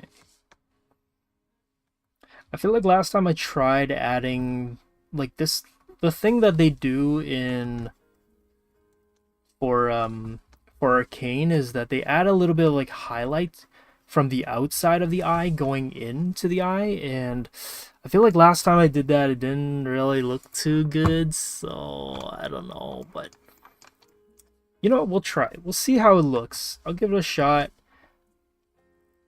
Okay, they kind of do this interesting like triangular highlight shape with the eye. I don't know if it works for the way that I'm approaching it. I know it's like, oh, ironic, aren't you doing the Arcane style? Why can't you put it in? But oh, you know what? That actually looks pretty good. Wait, that's actually kind of neat. Oh, look at that. Would you look at that? Wow. So if you're like wondering what I did and why I'm doing it, is because in Arcane I've noticed that they always put these highlights in the eyes. So if you look at like any character, almost in any scene, they always have these highlights going into the eyes. It's almost like this triangle 3-prong lighting system that's like pointing into the iris, almost like they have 3 different light sources pointing at the characters and it's catching on the eyes. But I noticed that they always have it there. Like even here, like look, it's like Vi's eyes are like cast in shadows, but it's still there. So I thought it was kind of neat. It's kind of interesting. Whoops. Sometimes it's a little bit sharper, sometimes it's a bit more obvious, and it's like you can see here in Jinx's model sheets, not as prominent, but it's like pretty much always there. Like even on Mel's eyes, like it's there. So yeah, that's kind of what I was trying to do with my painting. Just kind of put that there. Good observation. Thanks, Kevin. Appreciate the love. No, it's all good. I'm trying, Kevin. Okay, I'm gonna put in a little bit of like a highlight around the lips, just because our lips do tend to catch a little bit of highlight right on the tip, or like on the edge of the lips. It's kind of like the Cupid's bow catches a little bit of a highlight, so I'm trying to bring that there. And if the light is hitting here, then most of the highlight will happen around here. Like, I'm not gonna make this too bright, but there should be a little bit of a highlight like right around the edges of the scar, so that the scars feel quite three-dimensional. Kind of want it dark inside like the crevices and like the pits, but then there should be a little bit of like a highlight right at the bottom part of the scar, just because if the light is coming from the top, it's shining down this way, then lighting is going to be caught on this side of the scar. Like, it wouldn't be catching on, whoops, it wouldn't be catching on this side of the scar, because, you know, it's like the corner of the box facing down, so it would be this corner, this side, that catches lighting. And because these ones aren't like exactly right, like it isn't facing lighting like directly, it's gonna be subtle, but I'm still gonna kind of like push them. Like, it probably would be more subtle than how I've done it, because this is quite obvious that it's like, oh wow, you're putting highlight there. But I'm gonna try to keep it subtle, so it's not too bad. Jinx only has one and the rest have two. I don't know. I feel like it could be like them still experimenting with like the lighting, because I know that they have a lot of hands-on aspects with the lighting and like the way the style is rendered for the show. So it could be just an aspect of them trying things out and they haven't quite nailed it down. So maybe that image that I got of Jinx is them still kind of experimenting. But that's my guess. I don't know, honestly. That's my take as to like why it's like that. I did get the book though. The book arrived and I'm like, yes, it's arrived. I can read it. Actually, it's pretty cool. It's a very nice book. I am kind of surprised. A little bit of, I guess, review of the art book. So my copy of the Arcane art book arrived in the mail like on Sunday. Literally as I was streaming, I saw a notification on my phone. It was like, your package has arrived, and I was like, oh no, I want to go grab it, but I'm streaming. But I took a look at it. It's a really good book. The way it's actually more of like a rundown as to like how they came up with the art design. So, or like the process of making like the show. So it's less of like, oh, here are the character designs, and let me just show you what the characters look like, and here are all the rough character designs, because that's kind of the usual approach to art books. They kind of show you different renditions of those characters and how they like approach them and the different stages of developing them. But in this one, it's more of like a documentary as to how they made the show. So it's talking about like the production process, the different transformation. There's a lot more writing and words than I was expecting, so that's kind of neat. I didn't get a chance to read through the whole thing just yet, but I like that there's a lot of writing in it so far. I like that they're kind of listing out like what works and like what wasn't working with the designs, what they were trying to push, and how they were trying to capture the Arcane style but still like elevate it a little bit. So that was kind of neat. Oh, he got the book. I did get the book. It's right next to me right now. I left it out just in case I need to look at some notes on how they approached the character designs. But yeah, it's a good book. there's, surprisingly not some art. There's some great art books, and then there's also a lot of bad art books out there. Or I shouldn't say like bad art books. It's more just like I kind of was expecting more in a way, and it didn't deliver to like what I was expecting from it. But I would, so far from briefly looking at it, it is a worthwhile purchase, is what I would say. I think if anybody's kind of contemplating whether or not they should get the book, I would say get it. I think it's worth the money, and it's worth the wait, especially if you really love like the world of Arcane and you just want to know more about how they made the world and the designs of the characters, and just more of like the making of the aesthetic of the world and how they came up with the decisions. Then I think it's a good book. But if you're expecting more of like the typical, like, oh, here are the character design roughs and this is how they all look like, then it's not really that type of an art book. It's closer to more of like a writing. It's very wordy, is what I'll say. It's very wordy for an art book, which is not too common. Maybe I'll become an art teacher just so I can write off art books.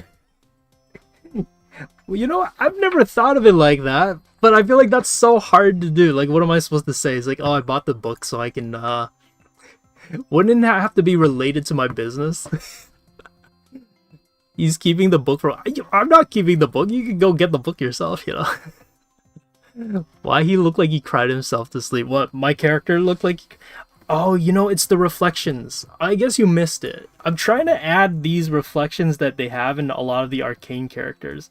So maybe for mine, it's coming off more like tears, but maybe. It's research for stream. I could put it in my tax. Yeah. Yeah, I'm definitely gonna do that. If I get reported by the CRA, Kevin, I'm you know whose name I'm putting down. I'm just kidding.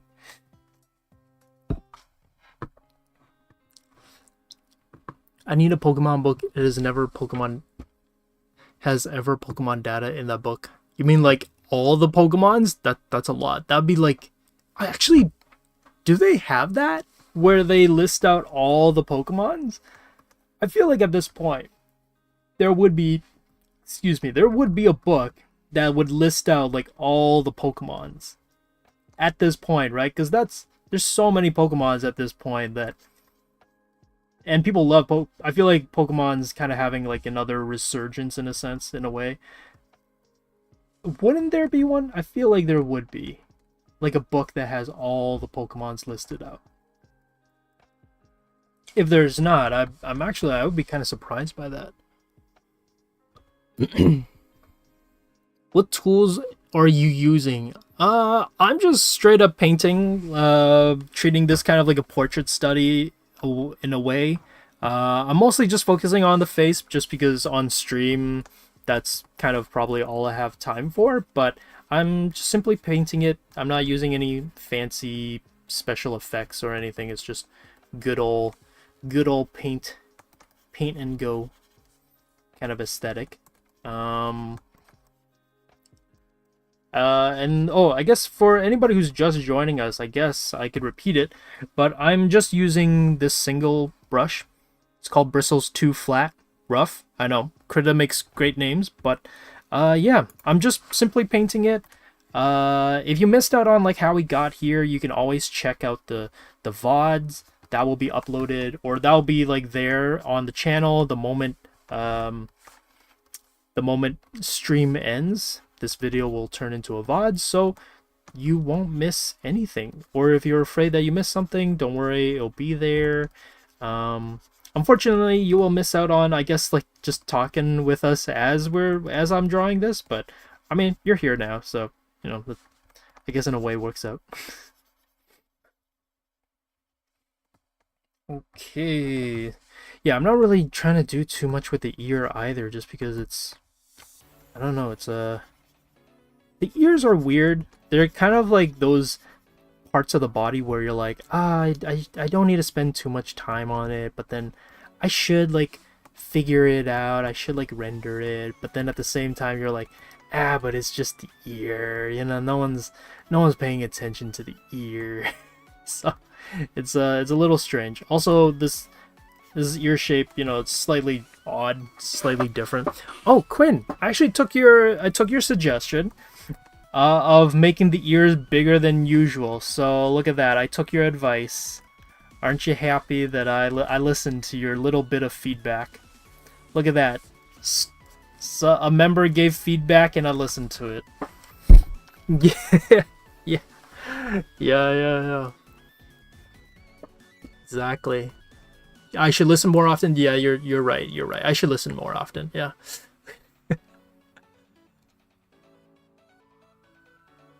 He's also blind in one eye, so he generally looks more watery. Yeah, I guess that's too. That's probably one of the reason why. I was gonna make an IRS. Yeah, ours is CRA, not the IRS. Yeah, we are the Craw Maga. We have the Craw checking us up. They keep adding all these gens and it's hurting me. I feel like that's how I feel about Pokemon. Wait, are we actually... I feel like, Kevin, the best time to make me do a Pokemon stream would be one of these weeknight streams where it's not one of our normal scheduled streams, but I just try to draw Pokemon. Because, yeah, after Gen 2, I'm pretty shaky on, like, what type of Pokemons there are. I was here the whole time, but I missed so much. Not did you? I feel like you did pretty good, Quinn. You didn't miss too much. I think you're good.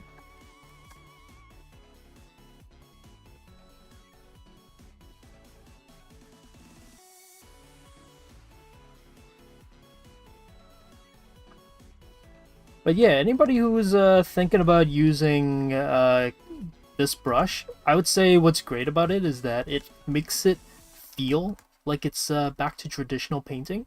Like I feel like it's like this looks and could look like a acrylic painting. I think that's kind of like the cool thing about it, with all like the textures, the big broad brushstroke shapes that it has, but it's not too digital, but it's like just digital enough that you can kind of blend things together and put things together and everything. Like it's pretty cool. I quite like it. I've been using this brush like non-stop basically, but it's my go-to. And the nice thing is it's default, so I didn't have to pay for it. I didn't pay for this brush. It's just kind of the default Krita brush. So yeah, it's pretty nice.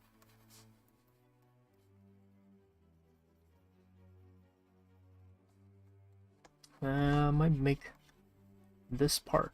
Yeah, I know I said that I'm not going to focus too much on the hood and the outfit, but kind of want to just add in a little bit here so that it makes a little bit more sense. But yeah, not going to be doing too much.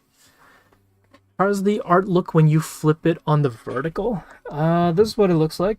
So I feel like it still looks pretty good. Doesn't look too off. Yeah, so I do that usually. I do flip the art pieces around when I'm drawing.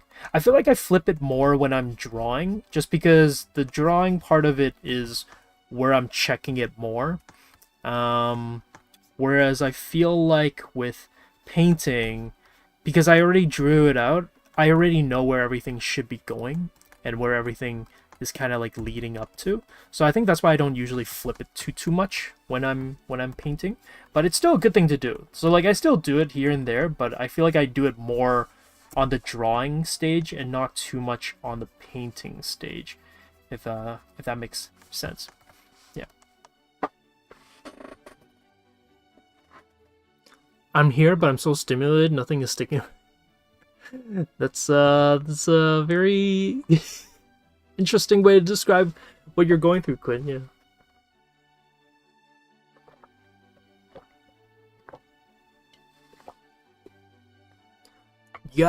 You got a Secret Santa. You know, I was thinking of drawing something for Secret Santa. I'd be like, yo guys, I know that the price limit was 50, but this art is priceless. Yeah. Since nice makes sense. Make sure the foundation is good. Yeah. I feel like I flip more, but yeah, I still do flip. Flipping is good. Flipping is good for or whether you're painting or drawing. Yeah. It was a good reminder though, because I don't really do it too much for when I'm painting. I feel like it's like the last thing I remember, and I'm like, oh right, I should flip when I'm painting too, not just drawing. But I definitely flip when I'm drawing. Oh, I kind of want to add in. I think we're like nearing the end of the stream, so I'm definitely way more happy with how this turned out compared to the first part. I know I technically in a way cheated a little bit by working on this ahead of time, but you know what? At least it brought on a little bit more of a solid result at the end. So it's good either way.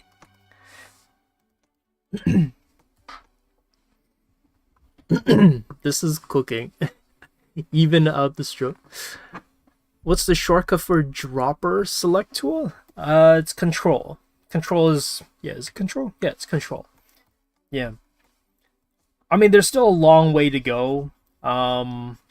Here, I guess it's kind of Arcane related. I could show you something that I worked on, but it was a while ago. So this is kind of like I would say it's the most realistic painting I've done in a long time. I don't usually do realistic paintings, but this is the it's the voice actress for Jinx.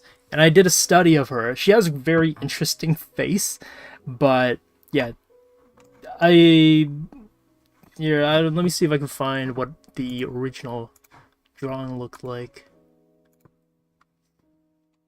So you guys have an idea, because yeah, it was hard because there's not a lot of strong lighting in it.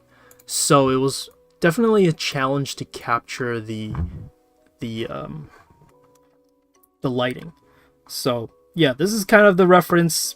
Yeah, she has very interesting, distinct eyes, and this is me trying to capture it. So you can see that I've like pushed the colors quite a bit. Here, I'll move it over a bit more, but you can see that like I'm taking the general lighting scheme and I'm trying to like push the colors. So you can see like cheeks are usually rosy, so I push the rosiness in the cheeks, even though it's like kind of there, but it's not really too much there.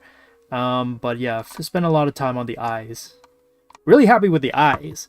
But yeah, I didn't really spend too much time on the nose or the mouth.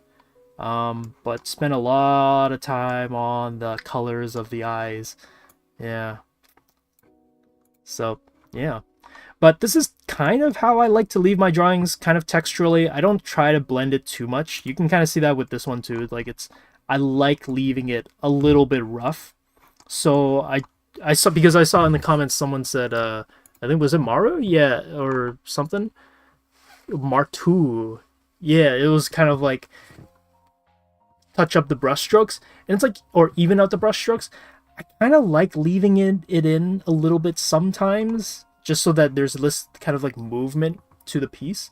But it's definitely a long ways there. For this guy over here, there's definitely like, it's a little bit too painterly still. So yeah, there's definitely a lot more work to be done with the piece. And like, yeah, evening out the brush strokes probably is like one thing I would have to like just get down, just clean up the placement of the lighting, clean up the placement of like the colors and where they are. But yeah, that typically when I approach a painting, I'm not trying to clean it up too much. Yeah. Recognized her right away. Yeah, I mean that's kind of the point for like studies like that. Yeah. I mean, we're almost done. We have about like 10 more minutes, but yeah. You nailed it. Oh, thank you. Yeah, that one took a long time. I think I spent like a good amount of days, because that one was like a legitimate study where I'm trying to like map everything down and really try to understand and study lighting.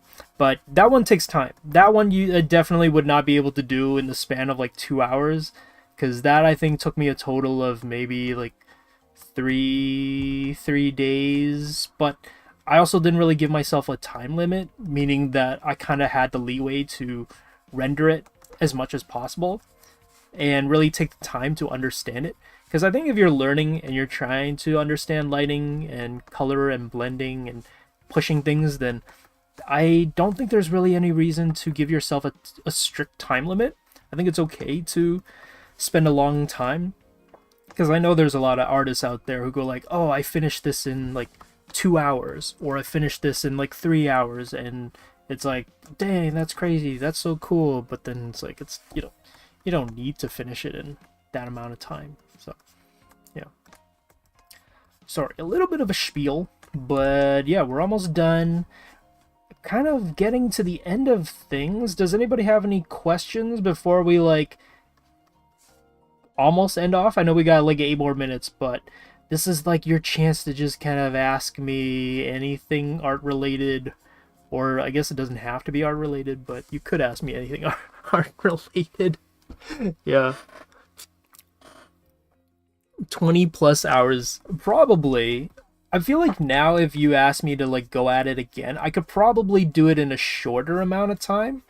Now that I know like what to look for and how to like what to kind of go for in that, like a portrait painting like that. But it would still take some time. I still wouldn't like necessarily rush it, but yeah, 20 hours sounds about right. Possibly. I don't know. I should have like kept an actual check on time and how long it took me, but yeah.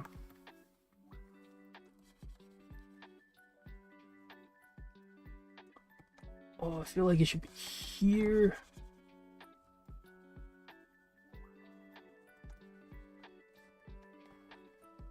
What is your favorite Pokemon? I'm old school, so I feel like, like Mewtwo is a good one. Mewtwo. I'm like, I don't know any of the old Pokemon, like the new Pokemons. I'm literally like only old Pokemons. so so if you were like, oh, what about the trash bag Pokemon? Like, what do you think of him? Or what do you think about the ice cream Pokemon? I don't know what those are. I mean, I've heard that there's those Pokemon exist, but I have no idea like what what they are. I have no idea like what they would look like either. So that's kind of why we always joke about me doing a Pokemon stream, just because it's like, oh, how would Joshua, or like how I don't know why I said my full name, but I don't know why, like, or how Josh would approach like this Pokemon based off of the name, because I don't know. I don't know what some of them look like. I know mostly the old Pokemon. Yeah, I feel like we're your mom now.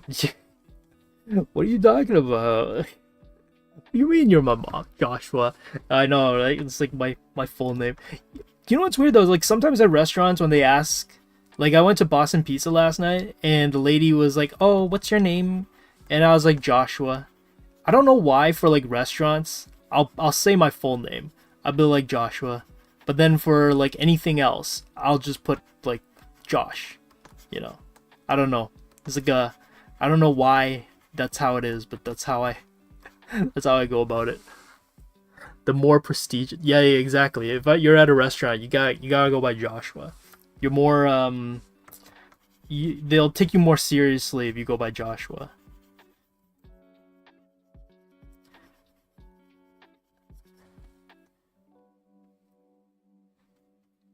You always forget a flip.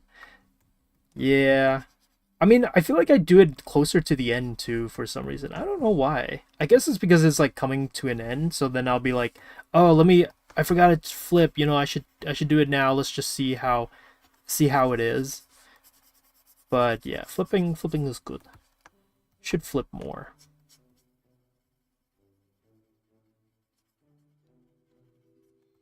Okay, so I feel like this is getting there. I know we have like 5 more minutes left. Oh, for anybody who's like, what is this thing over here?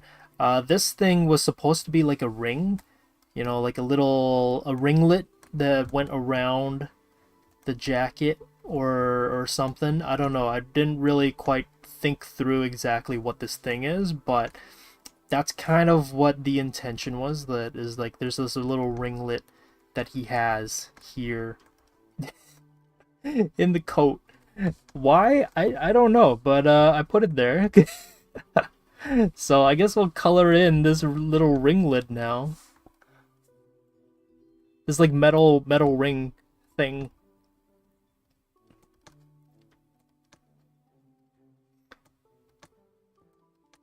Okay. You know, like it's you know, I'm not gonna clean up whatever I thought this was gonna be, like this tab. It's kind of like a pull tab. I don't know. I was thinking he could have like this really cool jumper. I don't know, like aerial jacket or something, and I was like, oh, that'd be really cool. But I didn't really think through exactly what his outfit would be. I was thinking more just like his face. Like, oh, this would be a cool face design. Okay, what goes well with his face? I don't know. So I didn't really think through like what his jacket really is. Yeah. Sketching feels more natural. I've barely started coloring and using layers. I do think that coloring, or not coloring, sketching is more natural because, you know, you're sketching, you can kind of get away with certain things. That's kind of what the problem was with the first one. Like, if we go back to the original one, I think this was a cool drawing, and like the style of it and the look of the character looks really cool, and the line work could be really cool if I like clean this up. But the problem was, like, once I started coloring it, you started realizing like, oh, there's some issues with like the shapes of it, the realistic aspect of like where the lighting would be and how it wrap around the face. That part was like, didn't really quite work out just for the line work. So with lines, and if you're just sketching, you have quite a lot of leeway with it, but it's that's why it makes kind of painting harder, I think. Yeah. There's a little spiel on it, but yeah. Okay. I think this is as far as I could probably go for the hair.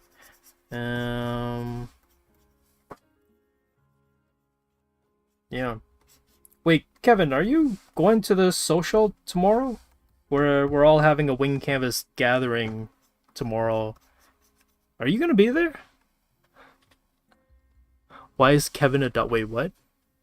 Oh, no, you read it wrong, Vin. He's not adopting me.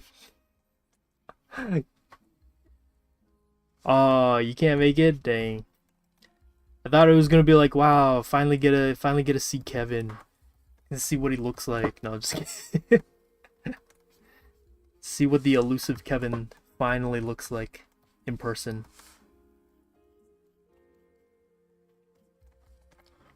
I'll be in the walls listening to the meeting. Yeah. We'll keep you in the loop for sure. Okay, so I think this is probably where I'll end it because I don't think there's really much more I could do with this. Obviously, there's still more I could do in the sense of like there's still more work to be done for the character, but in terms of the amount of time we have left for the stream, I think this is it. So, yeah, here's our character. Tried to do it in the Arcane style. I think I did not too bad for my first go at it. Definitely, like, the fact that it's not fully rendered and there's still, like, some things to clean up. Like the brush strokes, the lighting, the ears not really developed, and the background's kind of not quite there. Like, definitely, there's a lot of room to add to it, but I think I did a not too bad job. I do think that by having the eyes somewhat rendered and having like the eyelids and the bagginess of the eyes and the outline around the eyes, I think it does help the with making it feel like it's from Arcane. I think now looking at it, what I could do maybe on my own personal time is to like accentuate the nose, because I noticed that they push quite the shadows around the nose quite a bit. So I think I could do that as well, as just like push the shape of the nose on the side, push that shadow, make it more developed. Maybe even make the lips a little darker. Actually, I noticed like the eyebrows are pretty solid. Yeah, hair is not super detailed. Their hair, most of the dark colored hair people, like it's pretty like just block shapes. So I think I approached the hair not too bad, pretty close. But yeah, it's not too. Oh my goodness, it's not too bad of a study, I'd say. Looks sick. Ah, thank you, thank you. And now imagine animating this art. Yeah, well, that's why it's in 3D and it's not 2D. Okay, well, thank you everybody for joining us on our stream. I know it took a while to get here, and I did take a little bit of some shortcuts, but I will be posting this afterwards. I don't think I'm going to do any further touch-up. I'm just going to post what I did here, and I'm going to upload it onto our Discord. But if I do end up working on it some more afterwards, I don't know, maybe I will post it. But yeah, so here's just some of our closing statements before we say our final goodbyes. But thank you for joining our stream. If you just joined us, no worries. If you don't know who we are Wing Canvas. We are a YouTube channel where we make art tutorials, videos on tips, tricks, and drawing advice to better help our fellow art nerds in this art community of ours. Our mission at Wing Canvas is to make art education easily accessible to everyone, so be sure to tune in for free live for free lessons every Saturday and Sunday at 3 p.m. Eastern.